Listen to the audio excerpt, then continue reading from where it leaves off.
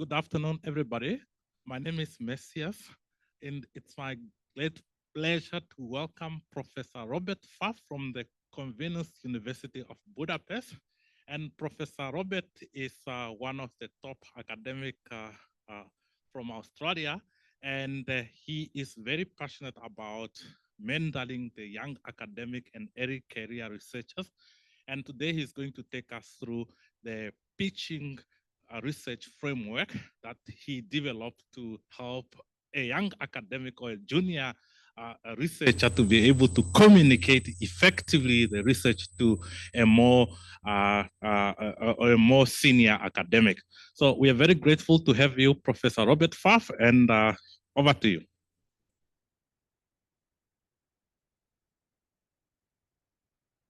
Thanks very much, NITheCS. It's lovely to be here, and great pleasure to make a presentation for NITheCS. Thank you so much. What I'm going to start with is just a very quick background to, I guess, a bigger project for me.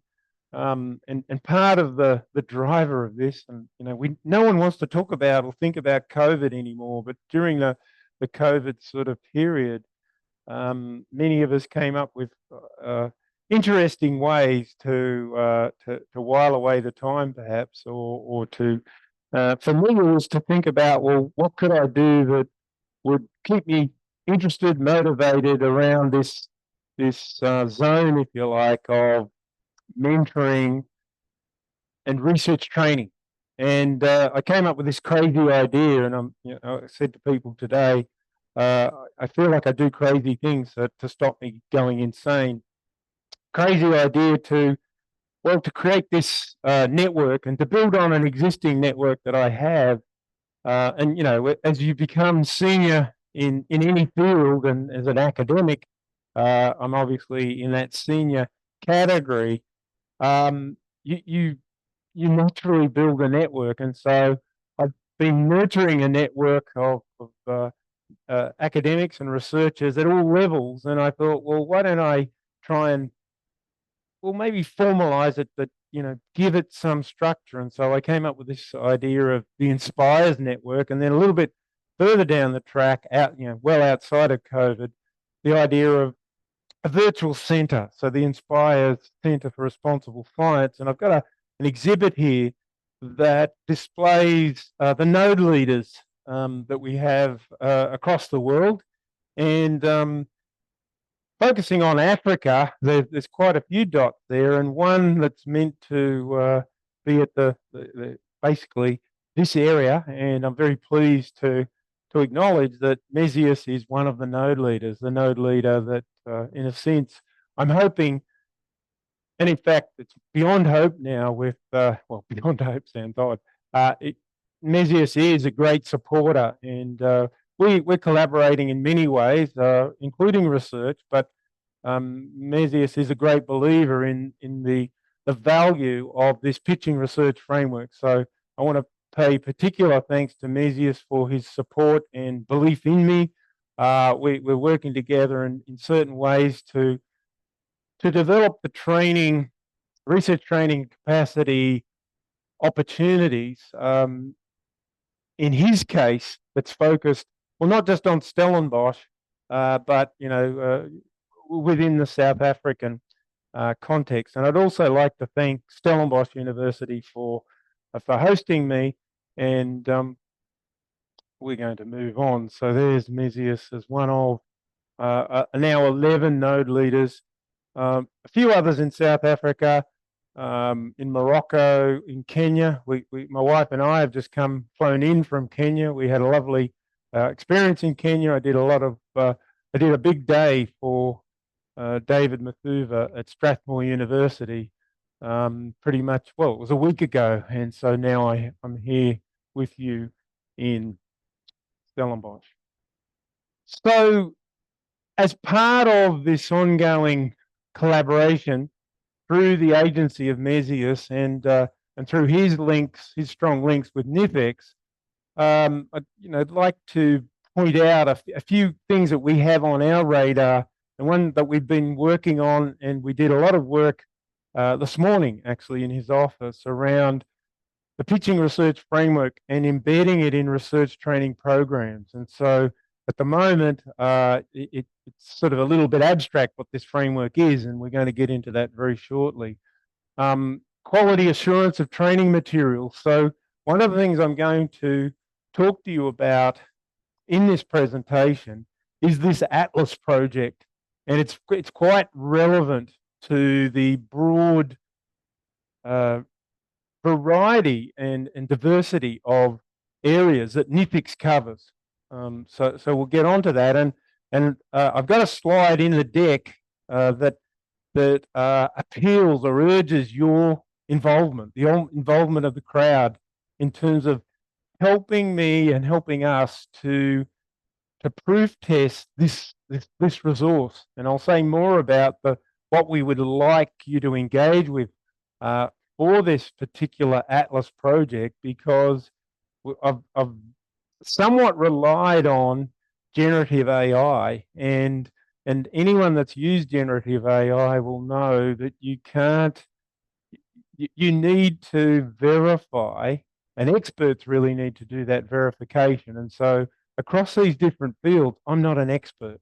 And across the NITheCS network, I think there are various experts that can help verify and improve that resource.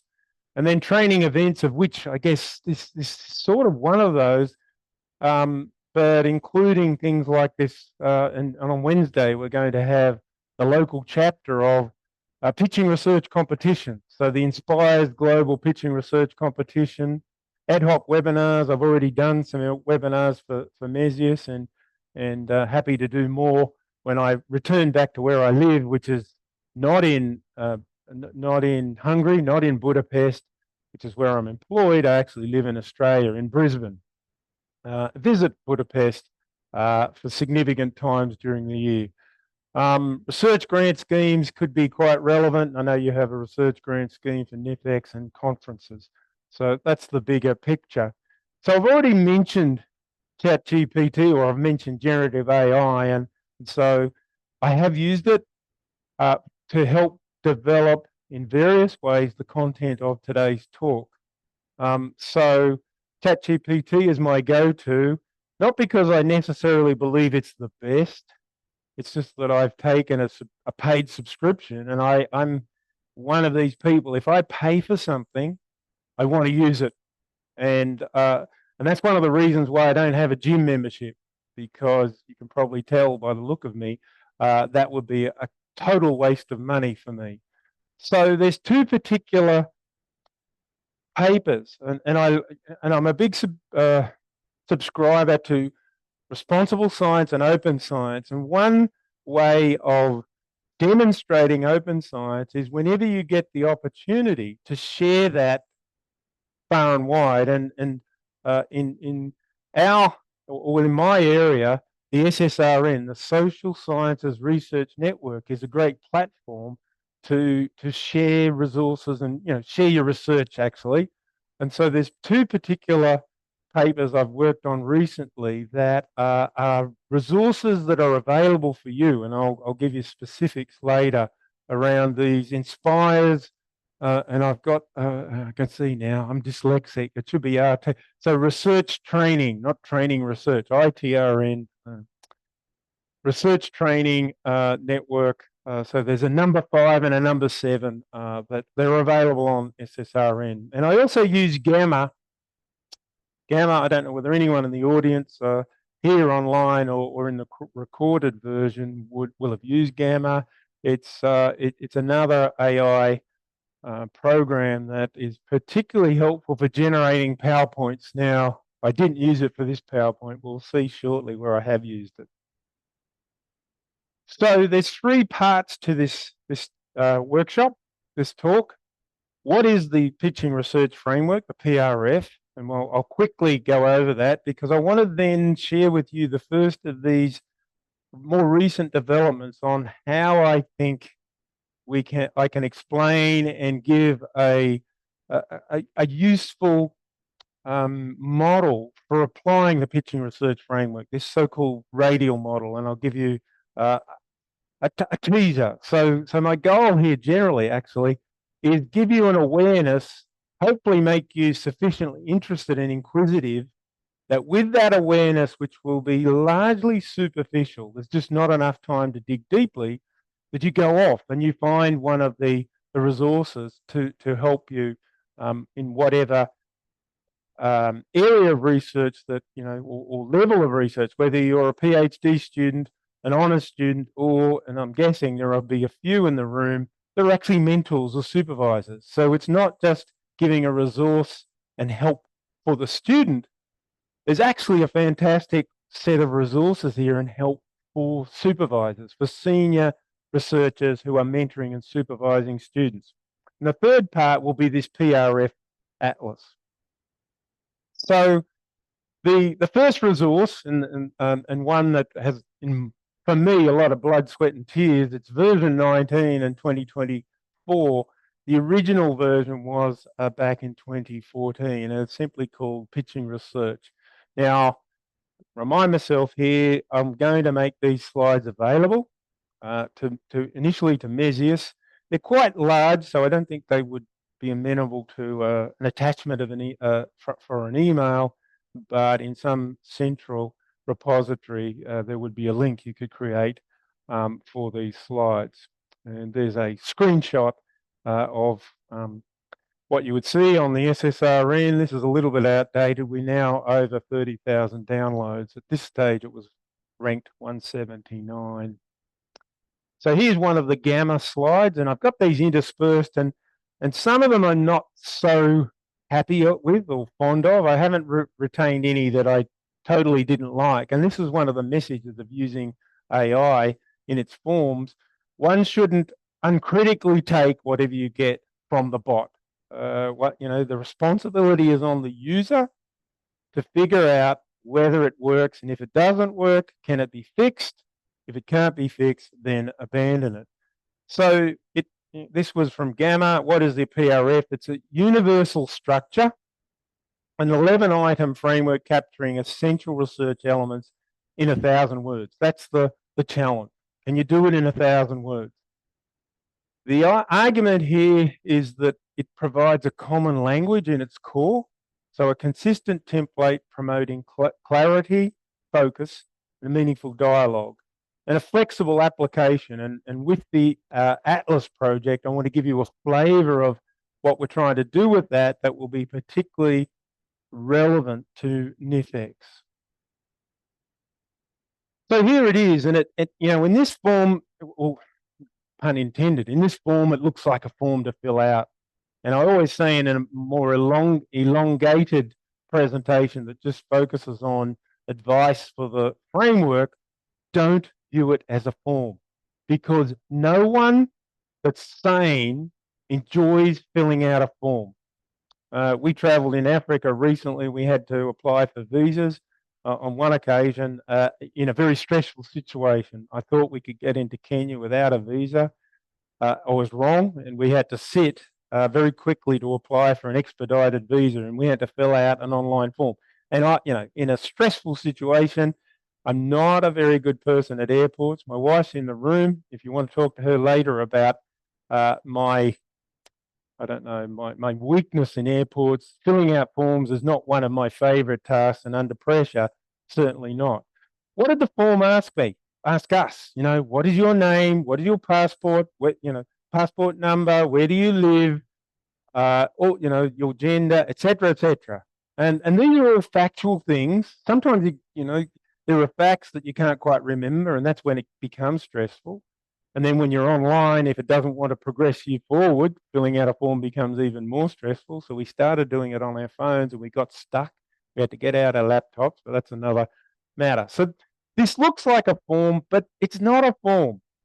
And for students, if you view it as a form, you probably just leave the room now. I can't help you because you will hate it as a form. One of the reasons it's not a form, and to overcome the psychological barrier of filling out forms, is while we want to have accurate information here, all of the information is conditional on all other information. So there's no absolute fact. And in fact, as you develop your thinking, and even you develop your thinking in using this framework, things can change, and then all other elements change. And so that's the part of the value of this. Now, down the left-hand side, there's 11 items, and there's no surprises here. And you shouldn't be surprised that there's no surprises, because if I had one or more elements that were surprising, you think, oh my gosh, I've never thought of that before. It's most likely I'm telling you rubbish. All right, there's nothing new under the sun, as one famous saying is. Working title, research question, key papers, motivation. That's what I package up as sort of the big picture framing. Okay, you've got to set the scene, particularly if you think about it in the context that we motivate most of these talks on, and that is communicating with a mentor, with an expert in the field. The temptation is to jump in straight away. Oh, my research is about and my idea, and I've read a lot of papers, and sorry, I'm sort of it's a bit of therapy for me actually. So frame the big picture. So it's mostly the research question, the key papers, the motivation. That's the framing, and think about hovering above where your research is. That's going to be quite helpful. The next three items, idea, data, and tools, the essential building blocks. This is the heart and the engine room of the how, okay? Particularly data and tools. So we're doing empirical research. We can't do that without data. And we have to have, thinking about the sampling, etc. in a quantitative. So, well, qualitative can apply here as well, and there is data. It's a different beast, if you like. And being a quantitative researcher, and for this audience, actually, I figure quantitative, I don't have to worry too much. There may be qualitative people in the room. Not to say that's not a valid form of research, but it makes it a lot easier if I can at least get that commonality amongst us. So I'm going to sort of rely on that, if you like. So for quantitative researchers, it's about data that have numerical sort of observations and tools. So how are we going to do the analysis? What are the methods, et cetera, et cetera? So those three key building blocks are at the heart of what we do. Now, for a novice researcher, particularly early on, you might sort of think, well, that's all I need to worry about. Once I've got that in line, a place, off I go. And in fact, I think for a lot of novice researchers, or if I hark back to my early time as a researcher, it was almost like, can I get some data?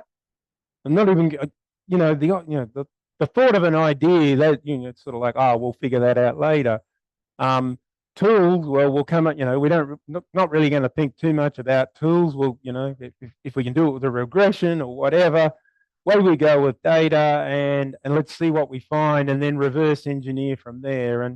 And for some limited cases, that exploratory type research might be fine, but in most cases, it's not fine. We should plan it out, and we should have a good idea of these what these building blocks are, and we should think further and challenge ourselves further in terms of, well, the two key questions: novelty, what's new, and why is it important? So what? So let's think about that up front. And from a responsible science point of view, all of this should be front-ended. We should, except for, I think, a significant minority of cases where it's truly exploratory, and that can be relevant or valid in a very new field, where we're just trying to get a feel for that sort of that new area, and we might not have a lot of theory or models available to us. But what's new, so what? And then contribution. That's the one that I often say, well, that keeps all researchers tossing and turning at night. I can't sleep because I can't figure out what my contribution is. And it's not just about identifying the contribution, which is part of the challenge. It's explaining it to someone else and convincing them that there is a contribution.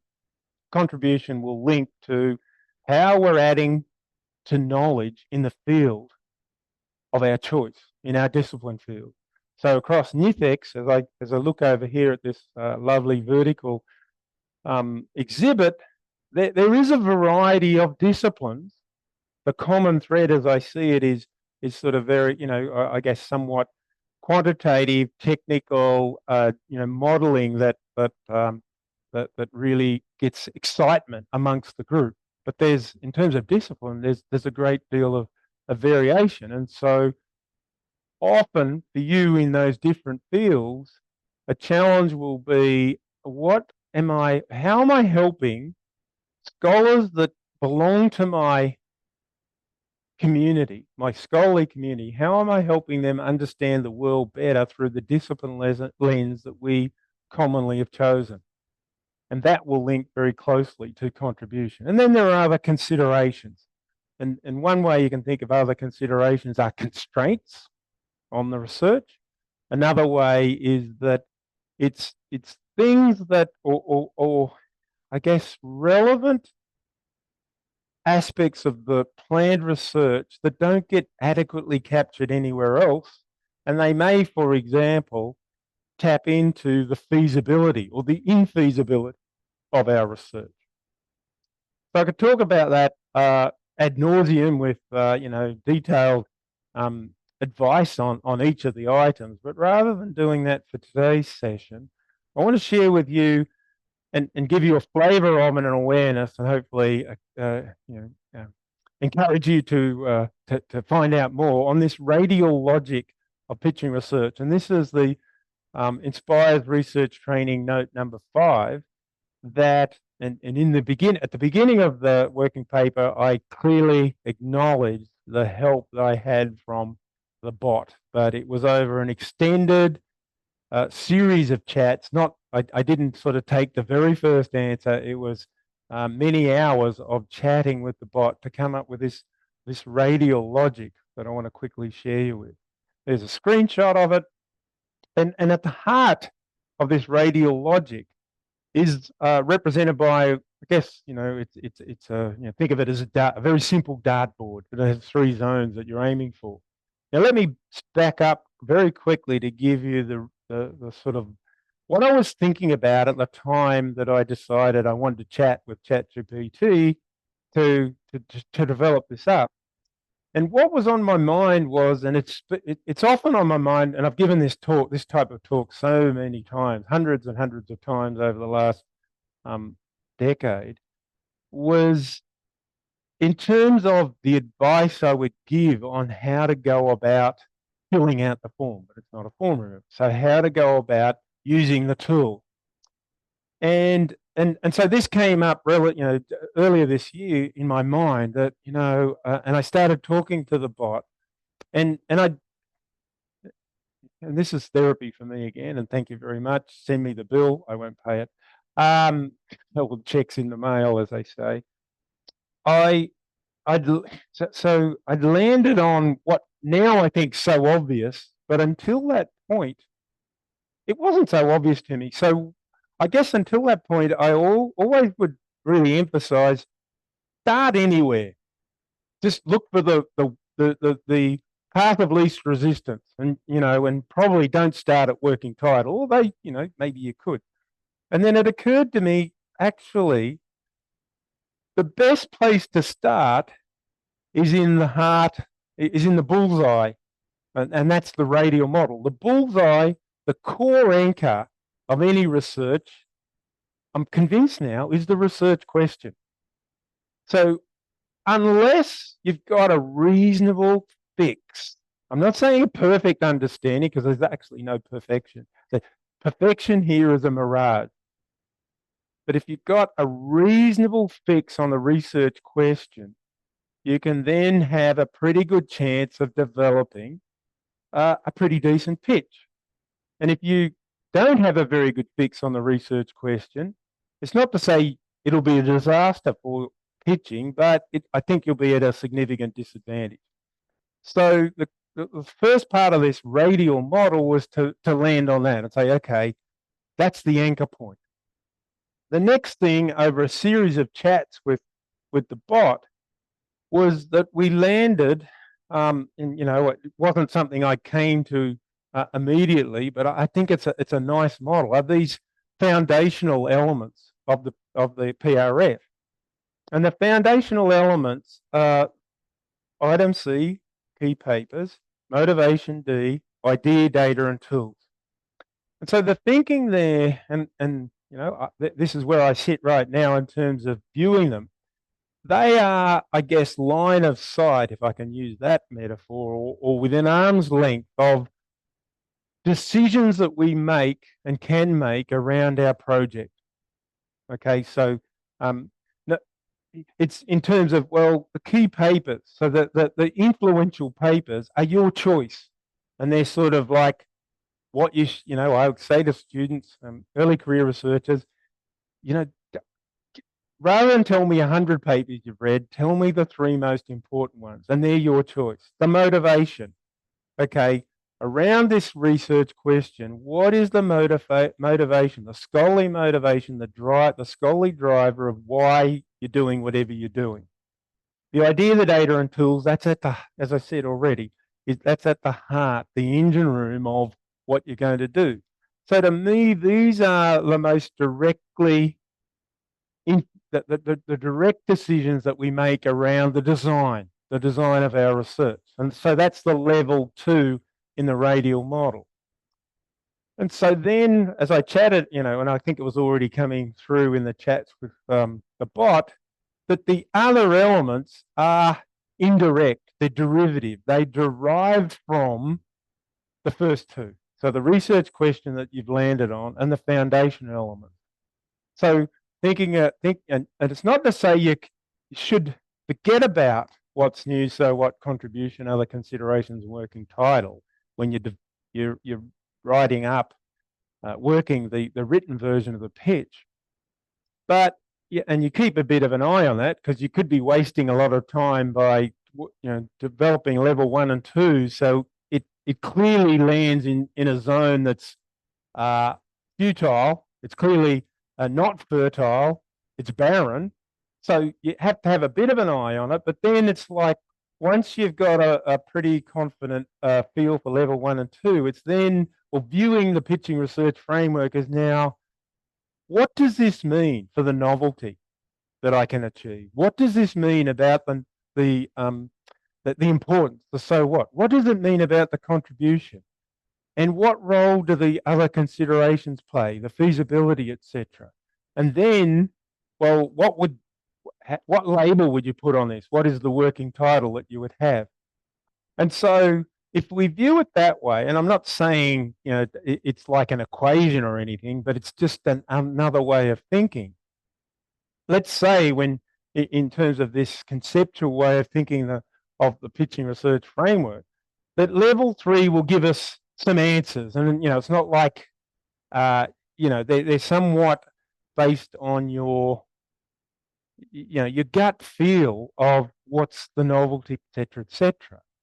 And then you sit back, and I guess particularly think about this in the context of a conversation with your supervisor, and the supervisor says something like, there's a little bit of novelty here, but you can do better, or it's important, but you can do better on the importance, or the contribution, and so on. So then you think, well, how would you achieve that?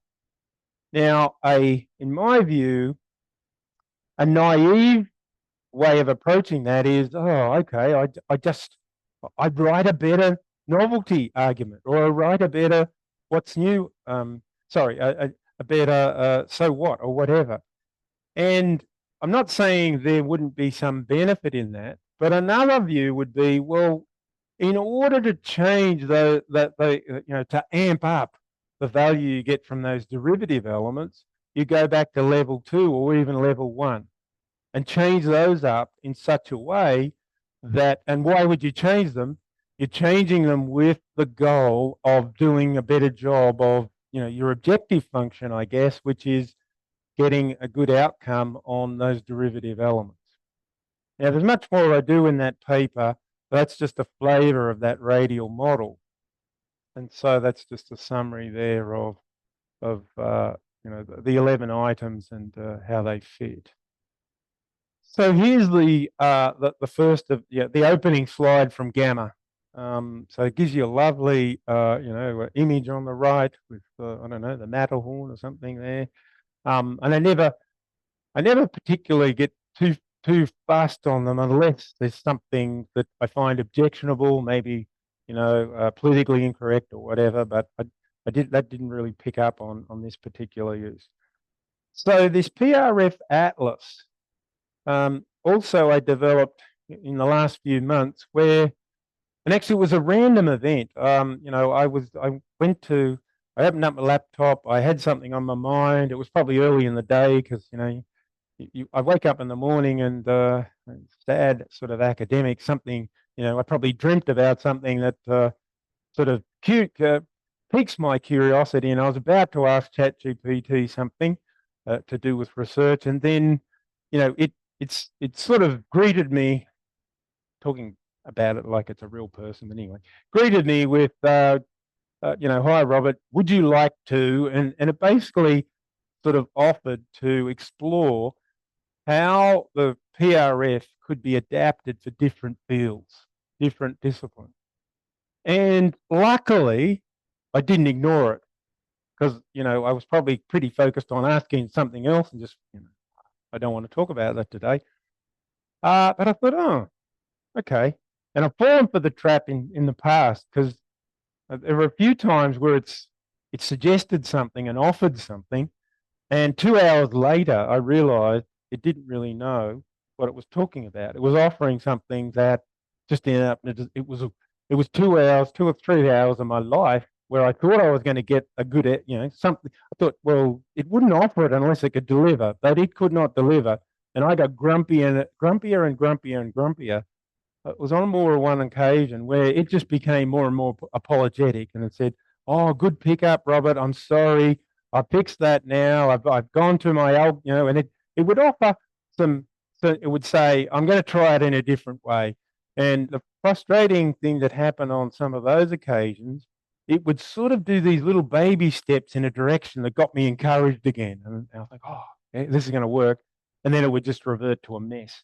Anyway, so on this occasion, I got sucked in, but in a good way, because it turned out to produce the Atlas. And so I thought, well, and it's been something on my mind for a long time.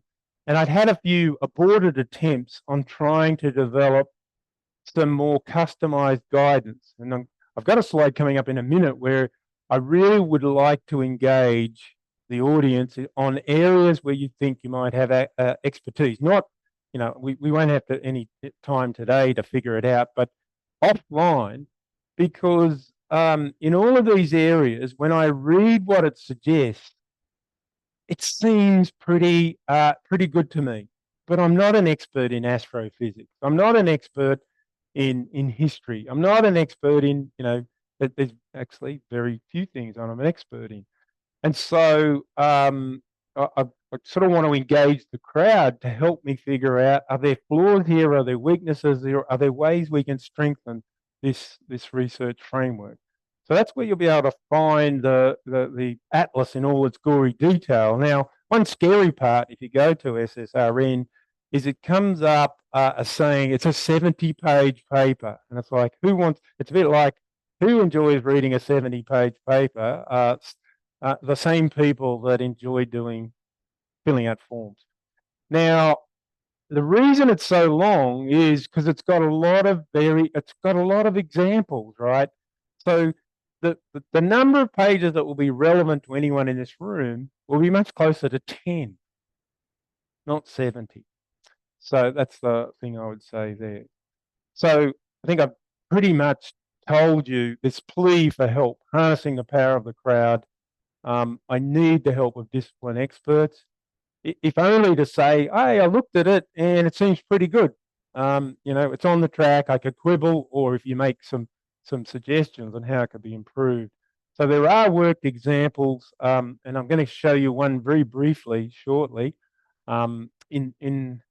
I think on one of those areas on your lovely diagram for NITheCS, there's some discipline-specific pro tips, which I certainly had a look at. I'm not an expert.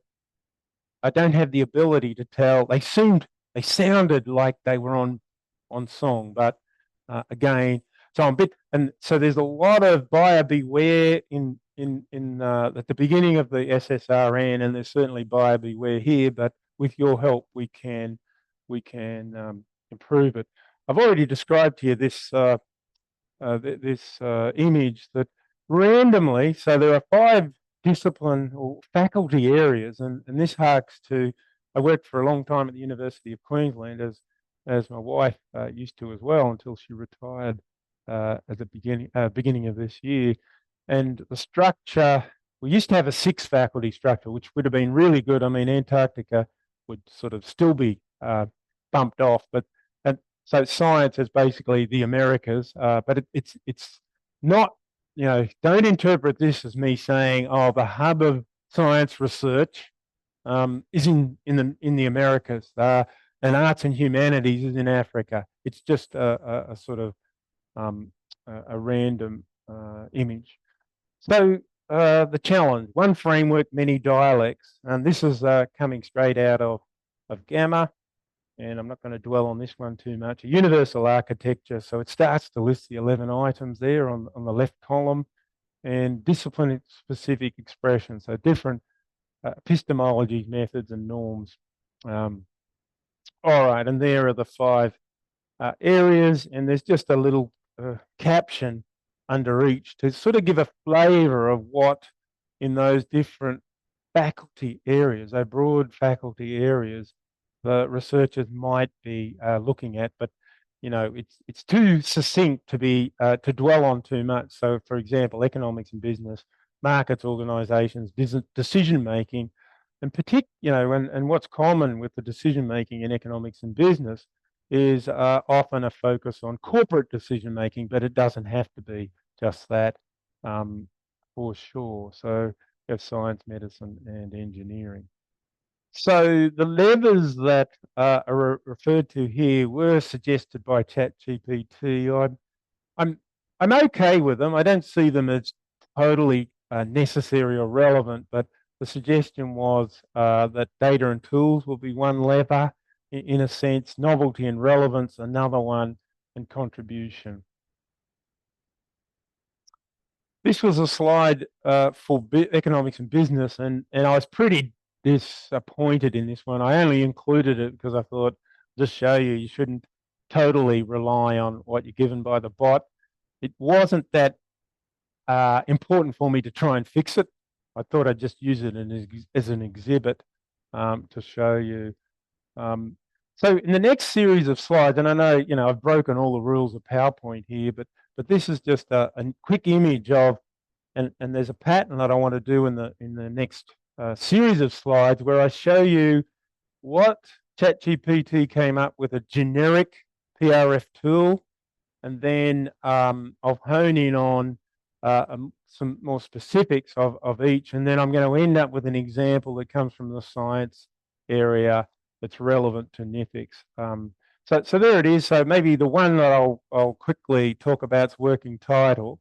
So here it says for economics, clearly describe the economic phenomena or relations studied in terms of the title. So try and capture that. Mention the key variable. So I think if I had to quibble, this sounds like it's possibly too much, but I guess it's sort of more like think about whether the key variables or method or context are worthy of showcasing in the working title. And it gives an example there. Do wage subsidies boost formal employment evidence from Indonesia? As a little aside, as a journal editor, I would advise, having as a secondary part of your title evidence from somewhere. These days may backfire more than it works for you. And I've got to be careful in terms of the example that I might give for my journal, Pacific Basin Finance Journal. There's a particular country in the Pacific Basin that I get a lot of papers from.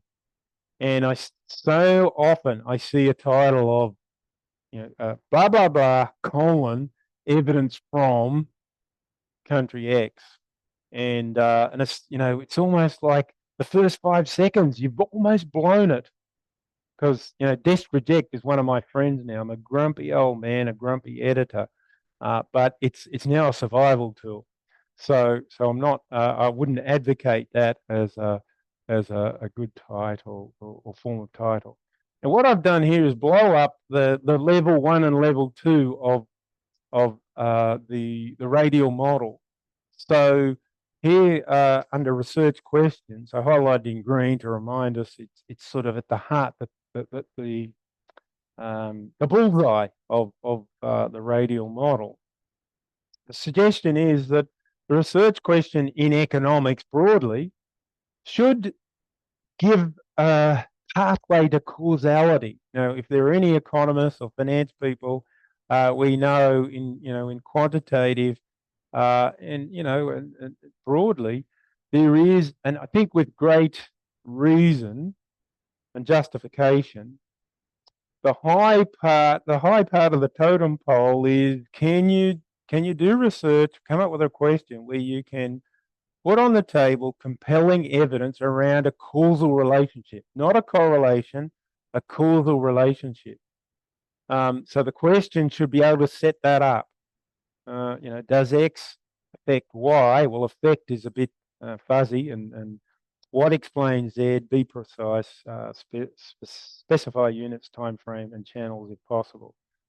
In terms of key papers, then in 3 is my favorite number. So key papers are like, tell me the 3 most influential papers. So in economics, and they're acronyms here. So AER we know as American Economic Review. So basically the idea is, whatever the field, my preference is if the student can find relevant work in the top tier of that field, that's always going to me, dominate research that's not in the top journal.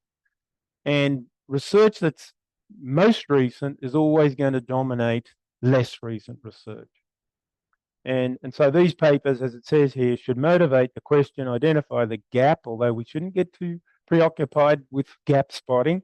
It's a nice initial strategy, but if that's your only strategy, it's weak.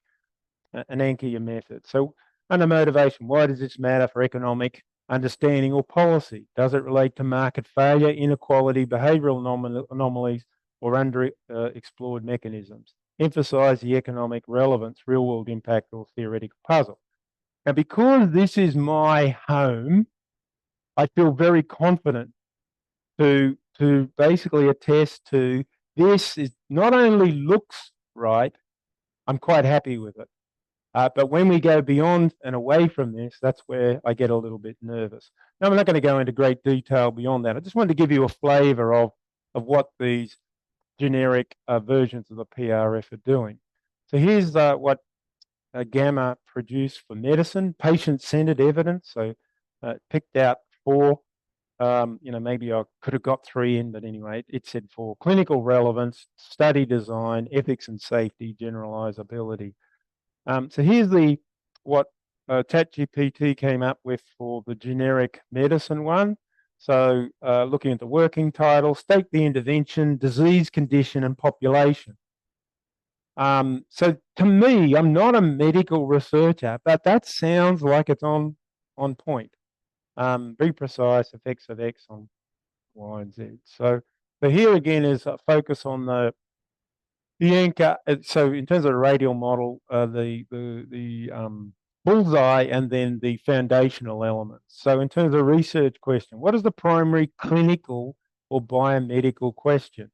Does an intervention, treatment, exposure improve outcomes or change risk? Is it mechanistic, preventative, or therapeutic? I don't have the expertise to tell whether that is correct or helpful and informative, but it certainly sounds like it to me. And that's where, in your group, there's probably no one that's really interested in this field. So let me skip on. I know I've got about 5 minutes left before we open it for a bit of Q&A. Engineering, performance and innovation. So there's a civil engineering thing and electrical engineering. Not greatly helpful, but this is what Gamma put out for me, so I thought I'd keep it in. So here's the screenshot of the engineering tool, and then if I hone in on the level, the research question and the foundational elements. So the research question, again, and possibly within your group, there might be some engineering expertise. I wouldn't be surprised, but I don't know for sure. So what is the engineering problem that you're trying to solve? So now I think, by using the word problem, that's probably a term that engineering researchers would be familiar with. I mean, it's not a big deal, but so is it design, optimization, performance improvement, failure reduction, cost reduction? Of course, I'm not an expert. They sound like they're on song to me. And when it talks about the key papers, motivation. Why does this matter for industry, safety, cost, sustainability, or innovation from an engineering point of view? Arts and humanities are probably unquestionably the least relevant for us, at the risk of offending someone, but it doesn't seem like there'll be much scope there for sort of technical, quantitative, analytical work that you will do. So I'm going to skip over that one pretty quickly because I want to get to and pretty much almost end on the science one. So precision and reproducibility. There's a physics example. Here's the generic science one. And there's a generic physics one. So for that one, the working title advice is be concise but precise. Use technical terms appropriately. And it gives examples. Quantum entanglement, dynamics in trapped ion systems. Sound, physics was one of my favorite subjects at high school. And actually it was the one that I quantitatively did the best in. And then I decided to do economics. So I'm not sure we did much on quantum entanglement in year 12 at school, but anyhow, often includes the core phenomena and the system and model studied. There's an astrophysics example. I just want to, because I think, that is on your list here. And so I'm clearly not an expert, but I feel there might be experts within NITheCS that can tell me, is this helpful?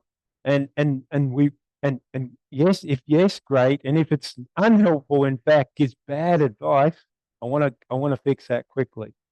So actually I should go back. So the title of this is Probing Dark Matter Halo Evolution via Stellar Stream Disruptions in the Milky Way. I have no clue what that research is about. And so the research question, can the morphology and kinematics of stellar streams be used to infer time-varying perturbations from dark matter subhalos and galactic halo? Now, that could be total rubbish, and it would fool me. I'm sort of inferring that when I had the other examples around finance and economics, where I do have expertise, they did make sense. So I'm sort of a little bit dangerously assuming that it makes sense here.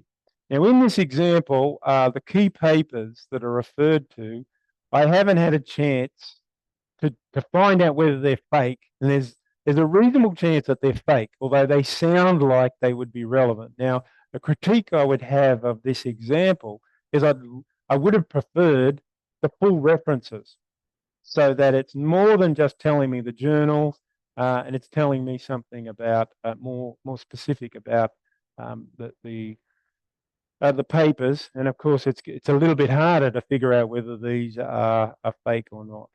So I'm not going to go through any of the detail there, but it seems to me, the idea, this study proposes a combined observational simulation approach. We will develop a pipeline to detect and characterize subtle distortions in known stellar streams using Gaia DR4. Now, maybe that's just been invented and a Gaia DR4 doesn't exist. And we certainly want to figure that out, but I'm assuming it does exist. So that's the example. And in fact, on Wednesday, I think one of our finalists for the competition, the pitching research competition, is broadly in the astrophysics realm, but I could be wrong on that. There are pro tips adapting PRF in physics and indeed for the other areas. Given we're out of time, I won't read through these in any detail, but again, from a non-expert point of view, they sound like they're good pro tips, and hopefully they're not bad pro tips. You know, precision in system definition, mathematical formulation, instrumentation, detail, etc. So I think I'm going to skip over all of that. Training applications, these were more additions from Gamma. I could talk to you for a while on responsible science, but I won't. The 3 key pillars: transparency, rigor, and relevance.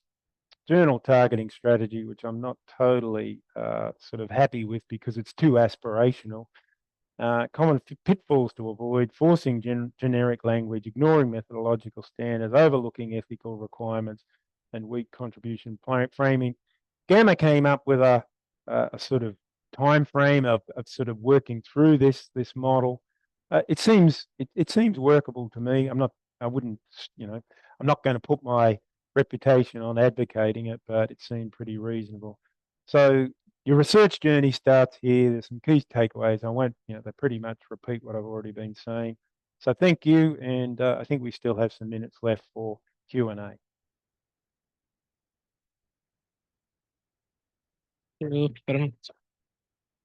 Thank you very much, Robert, for taking us through the pre-teaching research framework.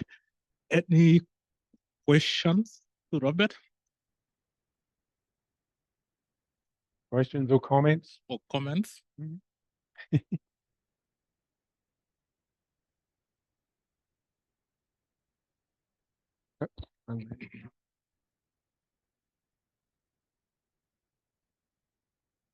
Thank you for the interesting talk. Just asking myself, can I have my own papers, one of the key papers? Yeah, that's a good question. On that one, I'm a bit, you know, conflicted, or not conflicted. I can see the pros and the cons. I would say, if you really force me to give you a yes or a no, I would force you to not, because, and it, you know, and it, so it's a very, you know, it's a very relevant question, and it will happen very often that, you know, particularly if you're or past PhD and you're working on a program of research and you're building on your past research, of course there would be one or more of your previous papers that would be totally relevant. So from that point of view, yes. I think why I'm saying no is it's not an independent source. It's very dependent. So I would challenge you to, okay, that we can take it for granted that that paper is important to you. We can take it for granted that the seminal work, which is not going to be in the last 5 years, is important to you. So let's take that for granted. Show me 3 independent papers that are positioning your work that will give us confidence. You're at the frontier of knowledge. So I think I'm going to lean towards, with, you know, a conditional sort of a caveated response. I prefer you not to have any of your key papers your work. And hopefully that sort of makes sense, but you can challenge it. But it's a good question. Any other question? Robert, I just want to ask one quick one again. Can I use this PRF to apply for grant? Well, short answer is yes. I did put I've got material where I've thought through. I mean, all grants are sort of have their own rules and structure, and particularly, you know, the proposal. But when you look at it, it shouldn't be a surprise. While some of the headings that are required differ a little bit, and they might be in a different order, you know, grant proposal are after the same stuff, and you know, you can simplify it into 3 areas, I think. So one, and the most relevant for PRF, is the plan of the research, and it will be the significance of the research, et cetera, how you're going to do it, and I think it's pretty straightforward to map into those headings around the plan of your research. So what, you know, the assessors are going to be looking for is, irrespective of the other 2 things, which I'm quickly going to mention shortly, what is the quality of this research? So what's the, they're going to be looking for the idea. They're going to be looking for, well, they're going to be wanting you to make explicit fairly early what the research question is. They're going to be interested in your understanding of the literature. And that, in my view, they want to avoid reading a really boring literature review, even though you'll be constrained by the words, that is very flat. So how do you avoid a flat literature review? You put on a pedestal the most important papers, the 3 key papers. So they have to be there. You want to motivate it. They may not have a label or a title of motivation.